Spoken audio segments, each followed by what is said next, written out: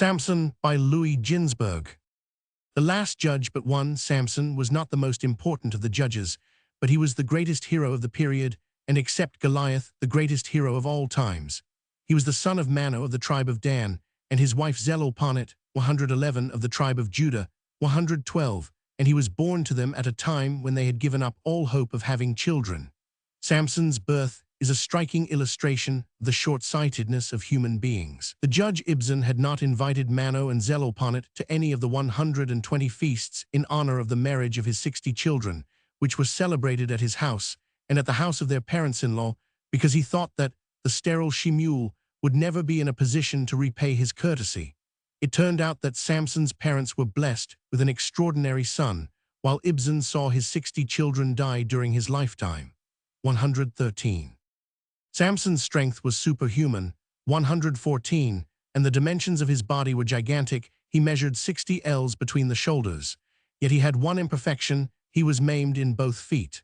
115. The first evidence of his gigantic strength he gave when he uprooted 2 great mountains and rubbed them against each other. Such feats he was able to perform as often as the Spirit of God was poured out over him. Whenever this happened, it was indicated by his hair.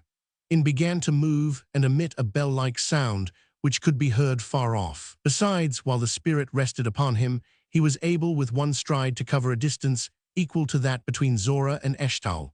116. It was Samson's supernatural strength that made Jacob think that he would be the Messiah. When God showed him Samson's latter end, then he realized that the new era would not be ushered in by the hero judge. 117. Samson won his first victory over the Philistines by means of the jawbone of the ass on which Abraham had made his way to Mount Moriah. It had been preserved miraculously. 118. After this victory, a great wonder befell. Samson was at the point of perishing from thirst, when water began to flow from his own mouth as from a spring. 119. Besides physical prowess, Samson possessed also spiritual distinctions. He was unselfish to the last degree.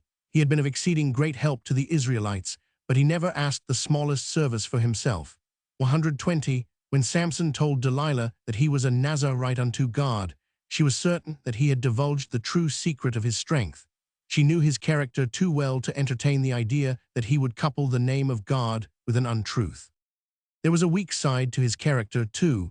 He allowed sensual pleasures to dominate him. The consequences was that he who went astray after his eyes lost his eyes.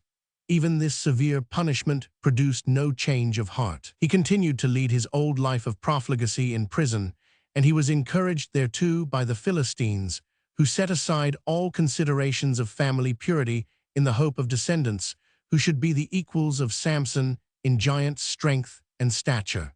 121.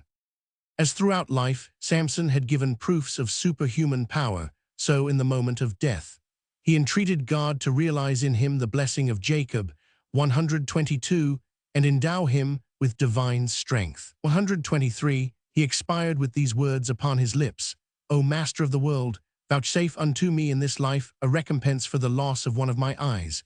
For the loss of the other I will wait to be rewarded in the world to come. Even after his death, Samson was a shield unto the Israelites.